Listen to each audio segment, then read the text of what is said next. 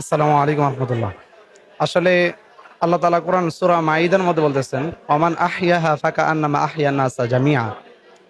যারা অন্যকে সেবা করে, একটা জীবকে বাঁচায়, সে যেন পুরো জাতিকে বাঁচাইছে। আসলে রক্ত, আমরা জানি যে মানব দেহের মধ্যে এমনিতে ৩-৪ মাস পর পরে পরিবর্তন হয়।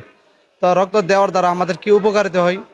তো রক্তের কণিকাগুলো নতুন করে জন্ম নেয়। তাছাড়া রক্তের ঘনত্ব কমে রাখে, যার কারণে আমাদের হার্ট ব্লক হয় না, বা স্ট্রোকের মতন রোগ থেকে আমরা বাইচে থাকতে পারি। আর অনেক উপকারিতা রয়েছে। আল্লাহ রাসূল সাল্লাল্লাহু সাল্লাম হাদিসের মধ্যে বলতেছেন, আল্লাহু ফি আউনিল আবিদি মা কানা আবিদুল আউনি ফি আউনি আখি। যে অন্য ভাইয়ের সাহায্যে এগিয়ে থাকে, আল্লাহ তাআলা তাকে সাহায্য করেন।